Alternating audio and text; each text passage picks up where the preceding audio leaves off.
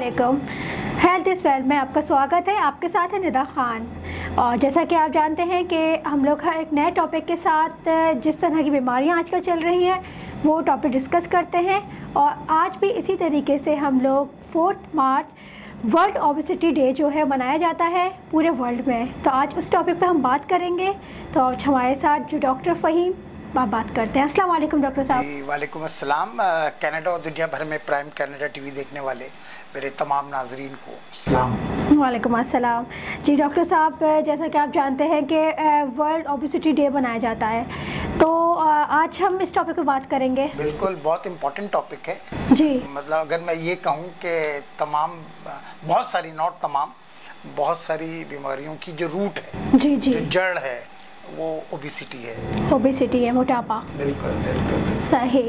Obesity, ये मोटापा क्या है? देखें, बहुत ऑब्वियस है, ओबेसिटी हो या ओवरवेट हो या मोटापा हो, उसको आप इस तरह डिफाइन करें कि when there is excessive deposition या एक्यूमुलेशन ऑफ फैट, जिसमें ज़रूरत से ज़्यादा एक अंदाजे के मुताबिक 20 से 25% से ज़्यादा हो, जो बॉडी वेट आपका रिक्वायर्ड है उससे ज़्यादा हो जाए तो हम ये कहते हैं कि ये पर्सन जो है ये मोटापे की तरफ है या ओबीज़ है। लेकिन वर्ल्ड हेल्थ ऑर्गेनाइजेशन WHO ये जो ओबेसिटी है इसको कहता है ये कॉम्प्लेक्स क्रॉनिक डिजीज़ कहता है। अच्छा। ये एक पूरी मुकम्मल बीमारी है और WHO के डेफिनेशन के मुताबिक, उसकी तारीफ के मुताबिक, कोई भी शख्स जिसका BMI, अब BMI क्या चीज़ है जी, मैं चाहूँगा कि बताऊँ कि बॉडी मास इंडेक्स, जब किसी भी शख्स का बॉडी मास इंडेक्स 25 और 30 के दरमियान है, अच्छा 25 और 30 के दरमियान है, तो WHO कहता है कि वो शख्स जो है ओवरवेट है।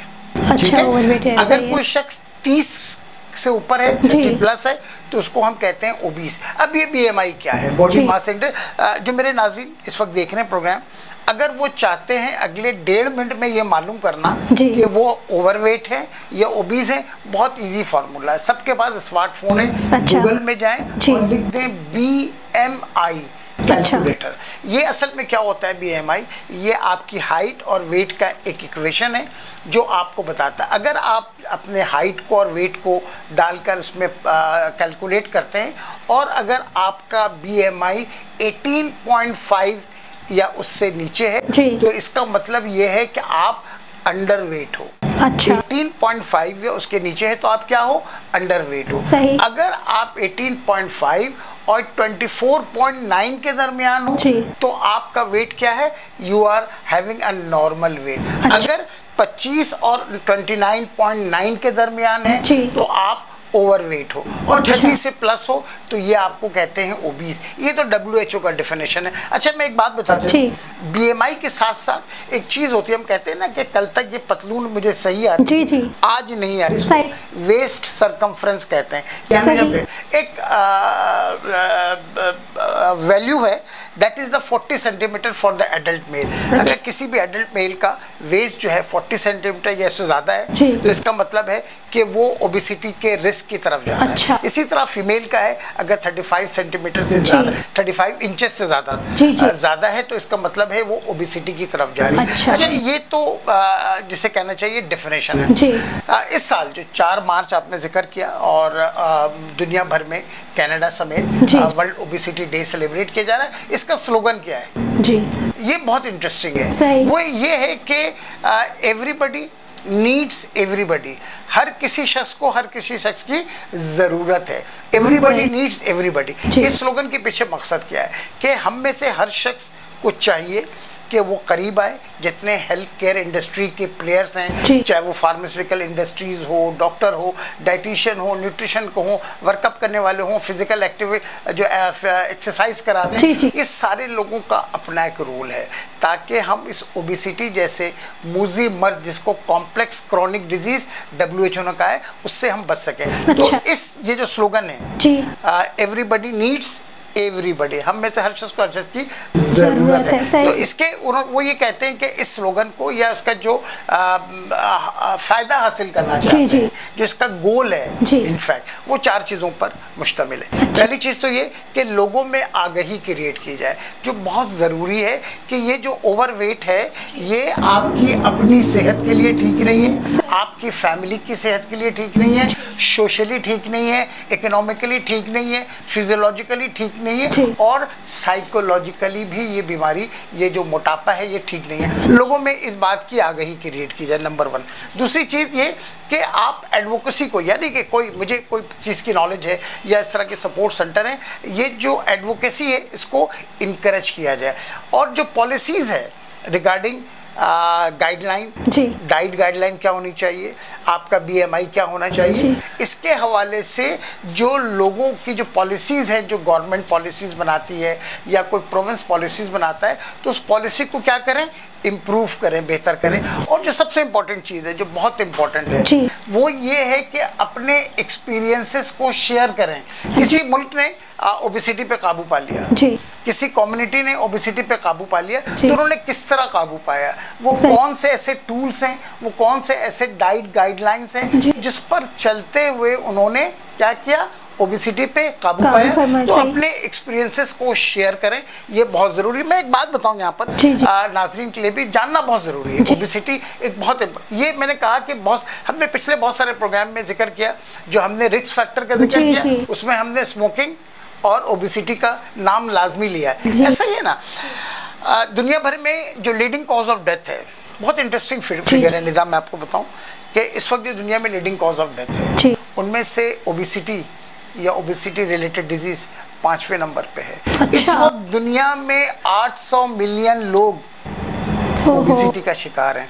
और एक बात और बताऊं, अगर इस वक्त हमने ओबेसिटी पे काबू नहीं पाया, जिस तरह मैंने शुरू में एक बात की थी कि इस पर इकोनॉमिक बर्डन भी है, you will be surprised to know कि 2025 तक अगर हमने ओबेसिटी पे काबू नहीं पाया तो ईयरली ग्लोबल में $1 ट्रिलियन इस पर खर्च करना पड़ेगा। $1 ट्रिलियन, क्योंकि आजकल कोविड बहुत है। मैं रिसर्च मुझे याद आ रहा है कि कोविड के पेशेंट, वो तमाम पेशेंट जो जिनको कोविड हुआ, और वो लोग जो ओबीस थे, जिनका BMI 30+ था, ऐसे लोगों में हॉस्पिटलाइजेशन, उनका वेंट में जाना, उनके चांसेस जो हैं वो क्या हो गया था, डबल हो गया था। यानी ऐसे लोग जो ओबीज हैं, ओवरवेट हैं, और अगर उनको कोविड हो जाए तो उनको हॉस्पिटलाइजेशन के और क्रिटिकली इल या सीवियरली इल होने के चांसेस बढ़ जाते हैं। तो बहुत ज़रूरी है कि हम ओबेसिटी की बात करें। अच्छा, मैं कैनेडियन फिगर दूँ एक, जो बहुत इंटरेस्टिंग है। 2018-19 में का जो फिगर है वो ये है 26.3%, जो तकरीबन बनता है 7.3 मिलियन। ठीक है, ये वो लोग हैं जो कनाडा में ओबीस हैं। अच्छा, तकरीबन 36.8% जो बनता है 9.9 मिलियन, ये लोग ओवरवेट हैं, जो ओवरऑल है 63% है। अच्छा, ये जो बात की है मैंने, ये तो मैंने बात की एडल्ट ओबेसिटी की, जो लोग एज वाले हैं, 18+ हैं। चाइल्डहुड ओबेसिटी के मुतालिक क्या कहते हैं आप? जी, ये सही कह रहे हैं। Again is a threat. मैं तो चाइल्डहुड ओबेसिटी को कहते हैं, ये इस वक्त एक एब्यूज इशू है दुनिया में। अगर इस वक्त हमने चाइल्डहुड ओबेसिटी पे काबू नहीं पाया तो अगले डिके में, अगले चंद सालों में इसकी तादाद में 60% इजाफा हो जाएगा, 60%। और इस वक्त कनाडा की अगर मैं फिगर बताऊं, बिल्कुल latest figure, that is 1 out of 5, 5 में से एक बंदा जो है वो ओवरवेट है। बच्चा, सही कह रहे हैं आप। 10 में से एक बच्चा ओबीस है। तकरीबन 30% of the child population they are obese.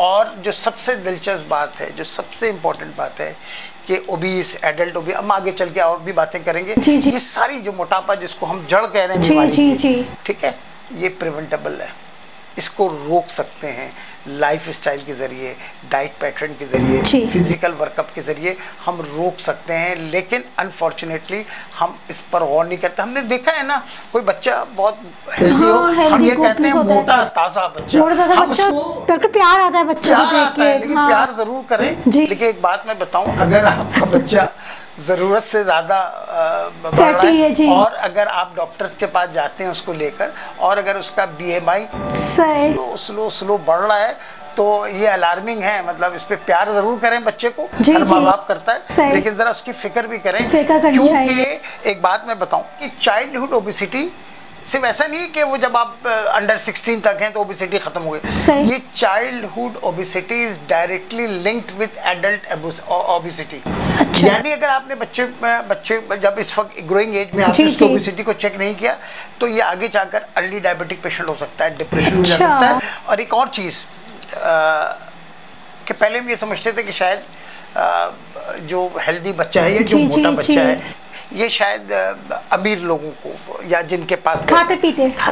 अब मैं बताऊं जो लेटेस्ट रिसर्च है, जो फिगर्स है, वो ये कि जो लो और मिडिल इनकम कंट्रीज हैं, उनमें जो अर्बन सेटअप पे लोग रहते हैं, जो शहरी इलाकों में जो लोग रहते हैं, क्योंकि जो उनका डाइट पैटर्न है that is not healthy, junk foods का इस्तेमाल ज़्यादा है, फिजी ड्रिंक्स का इस्तेमाल ज़्यादा है, काउच में रह के चिप्स के साथ टीवी, आउटडोर गेम खत्म हो गया है, तो इन क्लास के लोगों में भी चाइल्डहुड ओबेसिटी या चाइल्ड ओबेसिटी के चांसेस बहुत ज़्यादा बढ़ गए। जिस तरह मैंने बताया, चाइल्डहुड ओबेसिटी या चाइल्ड ओबेसिटी इस वक्त जो है, इट इज़ बिलीव इन मी, ये एब्यूसिव इशू है, ये एब्यूज़ इशू है ये। अच्छा, सही कह रहे हो डॉक्टर साहब। अक्सर ये होता है कि बच्चे पैदा होते हैं तो वेट मतलब कम होता है, तो हम उनको मतलब खिला के थोड़ा और वो बच्चा जब ओवर वेट हो जाता है तो वो तो उठाया भी नहीं आता, तो माँ बड़ी फख्र कर रही होती है कि हमारा बच्चा तो बहुत मोटा, अच्छा, तंदुरुस्त है। लेकिन ऐसा नहीं, मतलब उसको नहीं करना चाहिए। अगर है तंदुरुस्त है, जो BMI मैंने कहा ना, एक बहुत आसान फार्मूला है, आपके फोन में है, आपने बहुत अच्छी बात है, कैलकुलेटर करें, मुझे उम्मीद है बहुत इस वक्त बहुत सारे लोग करते हैं, तो देख लें क्या मतलब ये जो मैंने बताया 18 उसमें भी कैलकुलेटर फिगर दिया हुआ है, उसमें आप अपने आप को एसेस किया, और रोज करने की जरूरत भी नहीं है। मतलब नेचुरली 3 मंथ में, 6 महीने में जब आप एनुअल चेकअप के लिए जाते हैं, कनाडा में डॉक्टर्स करता है, आपका बच्चों को भी करता है, ग्रोथ चार्ट बनाता है, तो वो सारी चीजें होती हैं। डॉक्टर बेचारा सब बता रहा होता है, लोग अमल नहीं करते उस पे। सही। अच्छा डॉक्टर साहब, ये बताएं कि मोटापे की क्या वजूहात हैं और क्या अलामतें हैं? वजह मैं नहीं बताऊंगा, आप बताएंगे।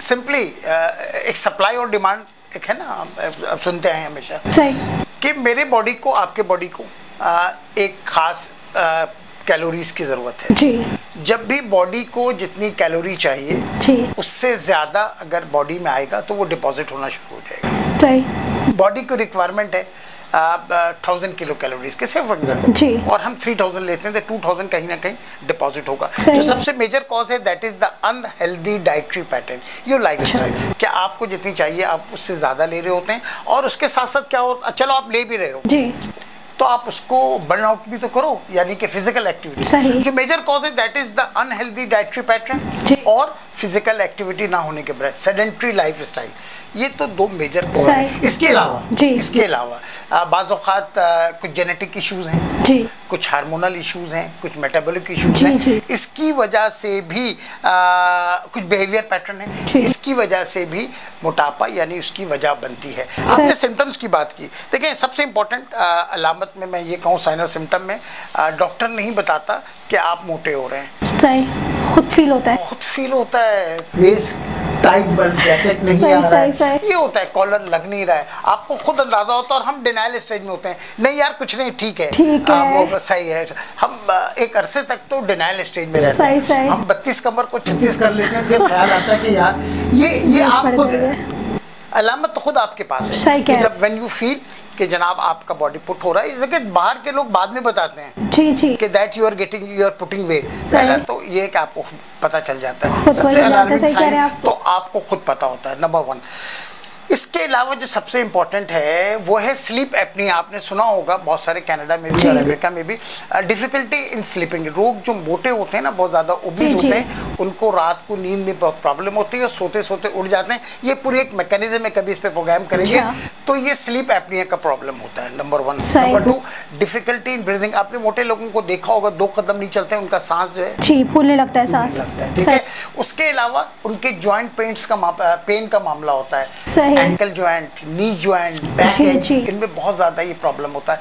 ऐसे लोगों में जो टॉलरेंस टू हीट, गर्मी बिल्कुल बर्दाश्त नहीं होती, आपने फील किया होगा, एक्सेसिव स्वेटिंग आ रही होती है, जैसे कहते हैं बहुत थोड़े से एक्टिविटी के बाद वो थक जाते हैं। और एक और चीज़ आपने नोट किया होगा, जो लोग बहुत हेवी ओबीस होते हैं, बहुत ज़्यादा मोटे, उनके जो स्किन फोल्ड होते हैं उसमें आपने देखा होगा, बाज़ वक़्त बच्चों में भी देखा होगा कि उनके थाइज में, उनके हिप्स में जहाँ जो स्किन फोल्ड हो रहा होता है वहाँ पर रिजेस बन रहे होते हैं, तो स्किन फोल्ड के इन्फेक्शन के चांसेस बहुत ज़्यादा बढ़ जाते हैं। अच्छा। एक और चीज़ है दैट इज स्किन, आप देखेंगे कि स्ट्रेच हो रहा होता है। जब जो लोग ओवर वेट होते हैं उनका स्किन स्ट्रेच हो रहा है। डिप्रेशन है यकीनन इसका एक बहुत बड़ा रीज़न है। और एक और चीज़ है दैट इज़ जो बॉडी मास इंडेक्स का हमने जिक्र किया, ये वो चीज़ें हैं, ये वो अलामात हैं जो जाहिर हो रही होती हैं। इनमें से 3-4 चीज़ बहुत मेजर है, that is the sleep apnoea, difficulty in breathing, joint pains. ये जिसे कहना चाहिए कि मेजर साइन और सिम्टम्स हैं जो ओबीस पेशेंट में जाहिर हो रहा होता है अगर हमने इसका केयर नहीं किया। अच्छा डॉक्टर साहब, ये बताएं कि मोटापे के रिस्क फैक्टर क्या हैं और इससे हम कैसे बच सकते हैं? देखिए, पता क्या, रिस्क फैक्टर हो, प्रिवेंशन हो, क्वालिटी ऑफ लाइफ हो, ये जो सारा मरकज़ है ना, महवर घूम फिर कर 2-3 चीज़ों पे है। Unhealthy diet, no physical activity, unhealthy diet, no physical activity, unhealthy diet pattern, no physical activity, ये बेसिक यही है। अच्छा, रिस्क फैक्टर 2 हैं। एक तो वो रिस्क फैक्टर है जो आपके कंट्रोल में है, दैट यू कैन मैनेज। वो क्या चीज़ है? वही 2 चीज़ें, diet pattern and physical. Diet pattern मेरे हाथों में है कि मैं रोज़ाना, मुझे जो कैलोरी रिक्वायरमेंट है मेरे डाइटिशियन ने दिया है कि आपने बस ये खाना है। सही। अब ये खाना नहीं खाना डॉक्टर के हाथ में थोड़ी है, ये हमारे हाथ में है। वो डॉक्टर ने कहा है कि अमेरिकन हार्ट एसोसिएशन का एक स्लोगन है कि 150 मिनट्स अ वीक, रोज़ाना 30 मिनट वॉक करो। ये वी कैन डू इट, ये हमारे हाथों में। तो ये एक चीज़ तो वो है जो हमारे हाथों में, जो हम कर सकते हैं। कुछ चीज़ें, कुछ रिस्क फैक्टर ऐसे हैं जो आप नहीं रोक सकते, दैट इज़ द एज।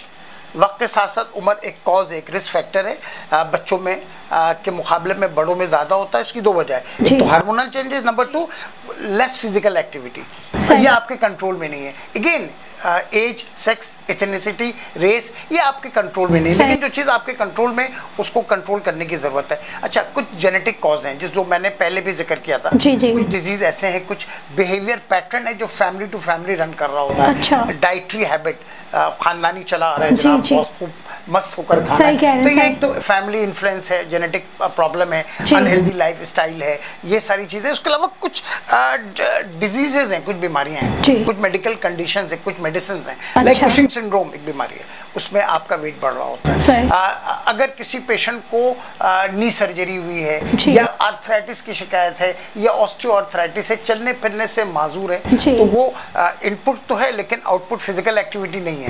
एक और कंडीशन है जो मेडिसिन के जरिए, जो लोग अक्सर आपने देखा होगा, जो लोग नफ्सियाती दवाइयाँ लेते हैं, साइकोटिक मेडिसिन लेते हैं या एंटी सीजर्स मेडिसिन ले रहे होते हैं, एंटी डिप्रेसिव मेडिसिन ले रहे होते हैं, या कुछ पेशेंट ऐसे होते हैं जो स्टेरॉइड ले रहे होते हैं। इन लोगों में भी वजन जो है वो बढ़ रहा होता है। ये रिस्क फैक्टर्स हैं। अच्छा, इसके अलावा प्रेगनेंसी है, आपने अक्सर देखा होगा, लैक ऑफ स्लीप है, स्ट्रेस है, डिप्रेशन है, ये बेसिकली रिस्क फैक्टर जो मेजर है वो वही है कि आपका डाइट जो है अकॉर्डिंग टू योर नीड और रिक्वायरमेंट है या नहीं। अगर नहीं है तो फिर वो सोचने की बात है और उस पर फिक्र करने की ज़रूरत है, क्योंकि it is the 5th leading cause of the death, not only the 5th leading cause of the death. जो बड़ी बड़ी बीमारियां हैं जिससे हमारे जिस्म के बेशुमार ऑर्गन्स मुतासर होते हैं, वो हम आगे बात करेंगे। जब प्रिवेंशन क्या है, आपने एहतियात की बात की। अगेन प्रिवेंशन में क्या करना है आपने, हम कैसे अपने आप को रोकें। रिस्क फैक्टर तो मैं समझ में आ गया। एक्सरसाइज रेगुलरली, आपने एक्सरसाइज वर्कअप करना है, at least 30 minutes a day, walk है, सारा कुछ है।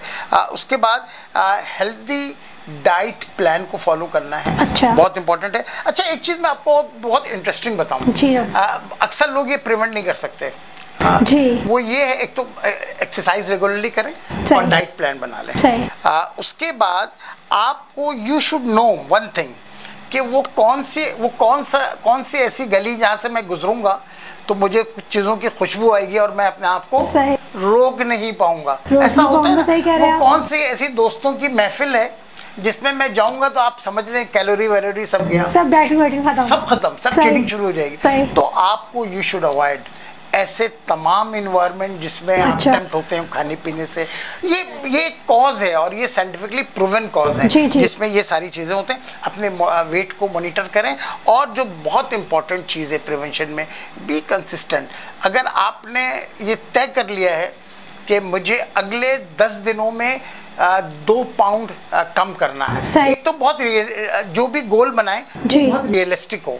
वेट रिडक्शन में जो सबसे इंपॉर्टेंट चीज़ है पता क्या है जनाब, अब तो मुझे वो करना है, फना को आइडियलाइज कर लिया, फना टीवी स्टार को, मैं नाम नहीं लूंगा, फना सिंगर को उसने इतनी जल्दी कर लिया, वो उसने क्या छोड़ दें। आप क्या कर सकते हो ये देखो, ठीक है ना।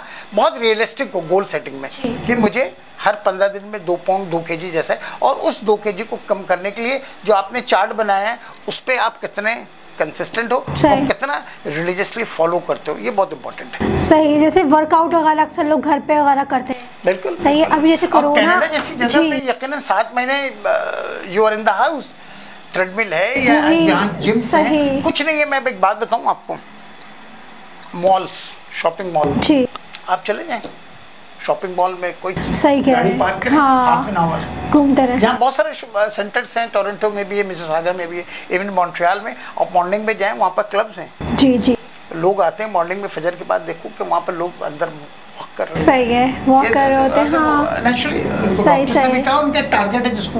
अच्छा डॉक्टर साहब ये बताएंगे, वॉक अक्सर कुछ लोग सुबह मॉर्निंग में करते हैं, वो ज़्यादा अच्छा है, कुछ लोग रात में करते हैं, तो ज़्यादा वॉक मतलब बेहतर क्या है, बाकी टाइमिंग ज़्यादा है? देखिए ये तो ये जो फिजिकल जो इंस्ट्रक्टर होगा वो बेहतर बता पाएगा। जो बेहतर है, देखें जिस तरह कार्डियक पेशेंट है जी, लोग कहते हैं खाने के बाद वॉक करो जी। कार्डियक पेशेंट को कहा जाता है खाली पेट वॉक करो। सही। डायबिटिक पेशेंट को भी ये कहा जाता है तकरीबन 150 मिनट्स वीक, 5 दिन जो है तुम 30 मिनट का वॉक करो, सैटरडे संडे चीट करके। सही है। तो मॉर्निंग वॉक यकीनन एक वो है कि मॉर्निंग वॉक इट्स गुड, सही, वो ज़्यादा अच्छी है। मिल रहा है आपको, इसलिए नहीं कि मॉर्निंग में मौका नहीं मिल रहा है तो आप वॉक ना करें, ये एक्सक्यूज नहीं होनी चाहिए। मॉर्निंग में नहीं मिल रहा, इवनिंग नहीं मिल रहा, नाइट में, मिडनाइट में कभी भी करो यार, करो जरूर वॉक। सही। अच्छा डॉक्टर साहब ये बताएं कि हमारे जिस्म पे मोटापा जो है उसके क्या असरात हैं, और ये जो समाजी दिमागी जो होते हैं असरात, मतलब क्या वो है? देखिए मोटापा इटसेल्फ एक बीमारी है जी। WHO का, मैं ये बात बार बार इसलिए कर रहा हूँ कि जहन नशीन हो जाए। सही। कि ये जो मोटापा है WHO कहता है कि कॉम्प्लेक्स क्रॉनिक डिजीज इटसेल्फ एक बीमारी है। सही। और इस मोटापे की वजह से हमारे जिस्म के मुख्तलिफ ऑर्गन्स को, मुख्तलिफ सिस्टम को किस बुरी तरह ये मुतासिर कर रहा है। ब्लड प्रेशर हो या डायबिटीज़ हो या मोटापा हो, ये वो चीज़ें हैं जो दीमक की तरह हमारे जिस्म को चाट रहा होता है और खोखला कर रहा होता है। अगर हेल्थ कॉन्सिक्वेंसेस की बात करूं कि इस मोटापे की वजह से हमारी अपनी सेहत पे क्या असरात हैं, तो 4-5 चीज़ें तो बहुत मोटी मोटी हैं। टाइप 2 डायबिटीज़, आप मुझे कहने की ज़रूरत नहीं है कि डायबिटीज़ का बर्डन जो है किस कदर कनाडा में भी है और दुनिया भर में। High blood pressure, heart disease, vascular disease, खून की नालियों का डिजीज, और एक वो होता है कोलेस्ट्रॉल जिसको हम कहते हैं LDL। ये जो होता है बेसिकली बैड कोलेस्ट्रॉल होता है। ये जिसमें इस LDL को क्या करता है, ये मोटापा बढ़ाता है, और HDL जो गुड कोलेस्ट्रॉल उसको क्या कर रहा होता है, ये कम कर रहा होता है। अच्छा। हार्ट डिजीज की बात की, बहुत सारे कैंसर्स हैं ऐसे, you will not believe, that is directly related with obesity. अच्छा। बहुत सारे, कभी कैंसर के प्रोग्राम में स्लीप एपनिया का जिक्र किया, ऑस्टियोआर्थराइटिस यानी कि हड्डी का बुरबुरापन मोटापे से इसका बहुत। अच्छा। फैटी लिवर डिजीज, ये महीना जो है लिवर हेल्थ मंथ का भी है, यानी कि जिगर पे फैट जो है वो जमा होना शुरू हो जाता है, जिसको हम non alcoholic fatty liver disease कहते हैं। किडनी डिजीज, हमने वर्ल्ड किडनी डे के प्रोग्राम में भी जिक्र किया कि ओबेसिटी जो है it's one of the leading cause. उसके अलावा पित्ते में पथरी, पित्ते में पथरी अक्सर सुना होगा, और आपने जिन लोगों को ये सुना होगा उसके पित्ते में पथरी है, मैक्सिमम लोगों का आप अगर थोड़ा सा एनालाइज करोगे वो मोटे होते हैं। अच्छा। वो लोग मोटे होते हैं, फैट उनमें ज़्यादा होता है। तो और गैल ब्लैडर डिजीज़ के हवाले से भी ब्रीदिंग प्रॉब्लम जिसका जिक्र किया मैंने, आर्थराइटिस चलने फिरने से प्रॉब्लम, गाउट और दर्द की किसी में बीमारी उस वो प्रॉब्लम हो जाता है, क्वालिटी ऑफ लाइफ हमारा ख़त्म हो जाता है। और प्रेगनेंसी में अगर आपका वेट बहुत ज़्यादा बढ़ गया तो that leads to hypertension, high blood pressure की तरफ जाता है, जो बच्चे के लिए भी और बच्चे की माँ, जच्चा बच्चा दोनों के लिए बहुत ज़्यादा खतरनाक होता है। तो चंद चीज़ें जो हेल्थ कॉन्सिक्वेंसेस की बात की, जिसमें डायबिटिक है, हार्ट डिजीज़ है, ये बहुत इंपॉर्टेंट है, लीवर डिजीज़ है, किडनी डिजीज़ है और कैंसर रिलेटेड है।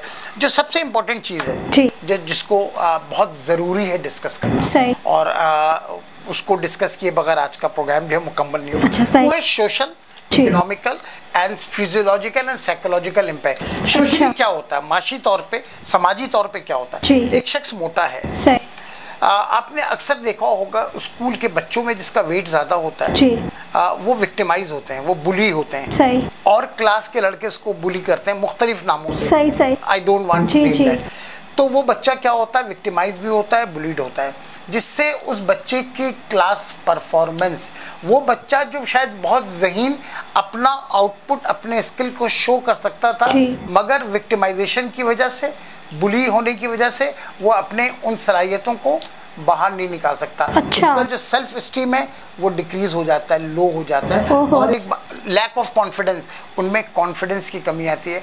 और बेशुमार ऐसे यूथ मौजूद हैं, नौजवान मौजूद हैं, जिनके अंदर सुसाइडल टेंडेंसी जन्म लेती है कि मैं इस कदर हो गया हूँ, माशरे के लिए बोझ हो गया, मैं कुछ कर नहीं सकता, मुझे अपने लोग, फैमिली के लोग, दोस्त, सारे लोग मुझे बुली करते हैं, मुझे विक्टिमाइज करते हैं। मैं अपना वो परफॉर्मेंस जो मुझ में, वो जानता है कि मुझ में सलाहियत है, लेकिन इस मोटापे की वजह से उसके कॉन्फिडेंस में कमी आती है, डिसीजन नहीं ले पाता। तो ये एक बहुत बड़ा सोशल इम्पैक्ट है। इकोनॉमिकल इम्पैक्ट की बात करूं माशी तौर पे, दो, एक तो ये गवर्नमेंट लेवल पे एक लोड है, ओबेसिटी की वजह से जो बीमारियों की फहरिस्त मैंने बताई, डायबिटिक, ब्लड प्रेशर, इसका एक लोड हेल्थ बजट पे, एक तो गवर्नमेंट लेवल पे। इनफरादी लेवल पे अगर आप घर के वाहिद कफील हो और आप बहुत ज़्यादा ओबीस हो, तो शायद आप इकोनॉमिकली इतने ज़्यादा प्रोडक्टिव नहीं हो सकते, क्योंकि आपकी एब्सेंटीज शुरू हो जाती है, आप जॉब में नहीं जा सकते, डिसेबिलिटी, कभी यहाँ दर्द है, कभी वहाँ दर्द है, तो इसका इम्पैक्ट भी बहुत ज़्यादा पड़ता है। Physiological and psychological impact of obesity बहुत इंपॉर्टेंट है। हम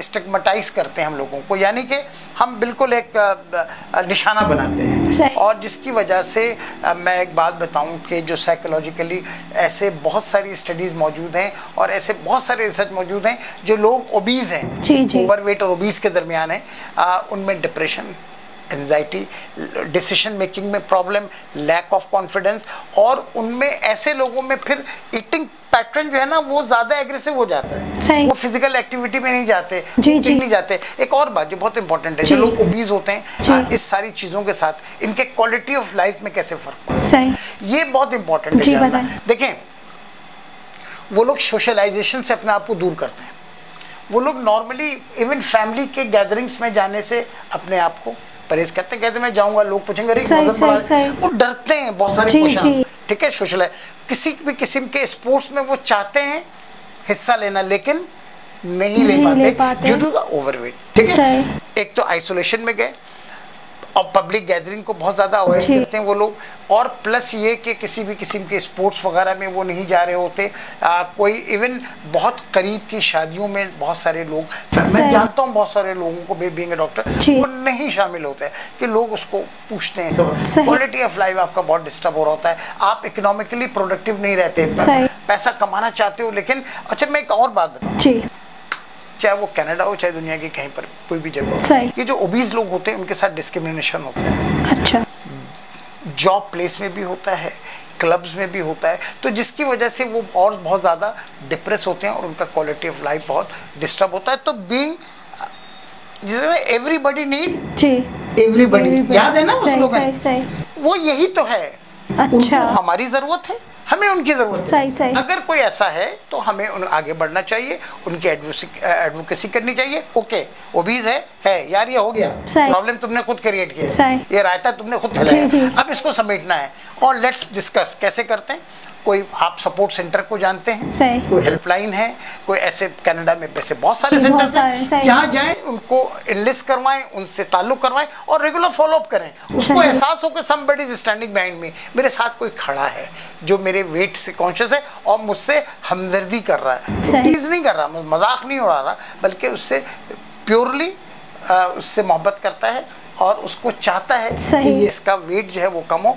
तो इसके इम्पैक्ट्स सिर्फ बॉडी के फिजिकल नहीं है। मैं एक बात बताता चलूं, जी डॉक्टर साहब, जो WHO का हेल्थ का डेफिनेशन है ना जी, वो याद रखें हमेशा। अच्छा, WHO कहता है कि जो हेल्थ है ना जी, ये सिर्फ फिजिकल वेलबींग का नाम नहीं है कि आप फिजिकली बेहतरीन नजर आ रहे हो, you are a healthy person, ऐसा नहीं है। अच्छा, हेल्दी होने के लिए फिजिकल वेलबींग, जी, social wellbeing, mental wellbeing, economical wellbeing, ये सारे इंग्रेडिएंट, ये सारी चीजें मिलेंगी तो आप क्या कहलाओगे, you are a healthy person. तो मोटापा इशू है, एक प्रॉब्लम है, इसको मिलकर, बिकॉज क्यों, एवरीबडी नीड्स एवरीबडी, जो 2021 का स्लोगन भी है। सही सही, मतलब डॉक्टर साहब आप ये कह रहे हैं कि कुछ अक्सर मैंने देखा है कि घर में जो है बच्चे मोटे होते हैं तो उनको लोग जो है ना वो चिढ़ बना देते हैं, मतलब घर वाले ही कहते हैं उनको मोटा मोटा कहना शुरू हो जाते हैं। मैं नाम लेना नहीं चाह रहा था, मुख्तलिफ नामों से उनकी खातिर तवाज़ो होती है। तो ये गलत चीज़ है, बिल्कुल नहीं, बच्चों के दिमाग को ये मतलब बिठा देते हैं, ना विक्टिमाइजेशन, ना बुलिंग, ना उसको कोई स्टिग्मा बनाए कि यार ये मतलब उनका साथ देना चाहिए कि जी जी, सही सही सही। जैसे आप अपने लिए ऐसे कहते हैं कि अपने लिए हम खुद कहते हैं कि नहीं हमें पतला होना है, तो मतलब ऐसे दूसरे की मदद करें। मैंने एक जो 4 है ना जो टूल्स हैं जी, शेयर एक्सपीरियंसेस, अपने एक्सपीरियंस को शेयर करो। अगर आप कल को 100 kg के थे और आज 70 पे आ गए, भाई 30 kg कैसे कम किया, बताओ लोगों को शेयर करें। सही सही। अच्छा डॉक्टर साहब, आखिर में पूछना चाहूँगी कि मीडिया का और फूड इंडस्ट्री का क्या रोल है? सारा रोल ही उन्हीं का। अच्छा, मैं ये बात आई डोंट नो, मुझे मीडिया में रहते हुए बात करनी चाहिए नहीं चाहिए। देखें, ये जितनी फूड इंडस्ट्रीज हैं आजकल आप डील देख रहे हैं, मिडनाइट डील, ठीक है ना, 1+1, एक पिज़्ज़ा पे 2 पिज़्ज़ा फ्री, और ड्रिंक, ये सारी चीज़ें क्या हैं, ये हेल्दी, मैं कुछ नहीं कह रहा, जी, मेरे देखने वाले नाज़रीन इस बात का फैसला करेंगे कि जो फूड कंपनीज़ में और ये जो फूड के आउटलेट्स हैं इनमें किस तरह कोल्ड ड्रिंक्स का, सॉफ्ट ड्रिंक्स का एडवर्टीजमेंट करते हैं। मीडिया की मैं बात करूँ, होता क्या है कि क्रॉस मार्केटिंग कहते हैं इसे, कि एक बच्चा है आइडियलाइज कर रहा है किसी को as a sportsman, as a hero, फिर दिखाता है ये है कि वो स्पोर्ट्समैन जो है ना वो ड्रिंक और वो चीज़ें खा रहा है जो अनहेल्दी है। सही, यू नो कि मैसेज क्या जा रहा है, आपने को आइडियलाइज किया हुआ है और वो बंदा जो है वो चीज़ें इस्तेमाल कर रहा है जो नहीं होनी चाहिए। चाइल्डहुड ओबेसिटी का वाला बहुत इम्पॉर्टेंट रोल है, क्योंकि आजकल जब से ये सोशल मीडिया और वीडियो गेम्स का ज़माना है, यू नो आउटडोर गेम, आजकल मैदान जो है ना सुनसान है, वीरान, लोग नहीं जाते, हॉकी नहीं खेलते, क्रिकेट नहीं खेलते, फुटबॉल नहीं खेलते, क्लब्स बने हुए हैं कनाडा में, ऐसा नहीं होता।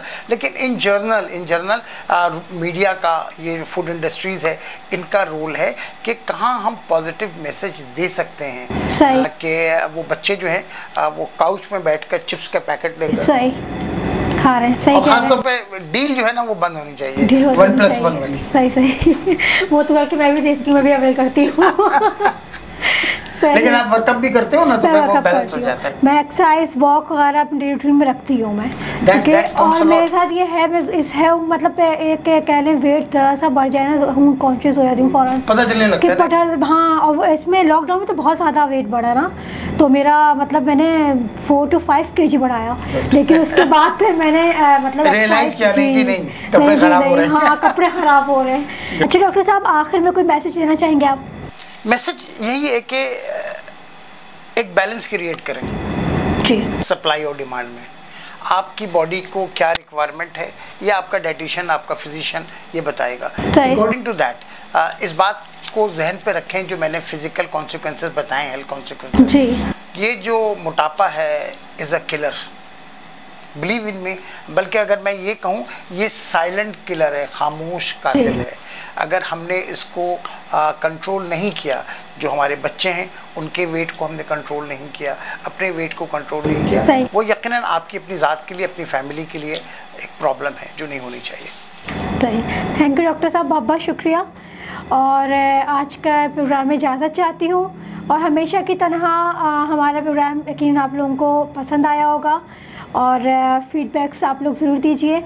इंशाल्लाह फिर हाज़िर होते हैं एक नए प्रोग्राम के साथ। इजाज़त दीजिए निदा खान को। अल्लाह हाफ़िज़।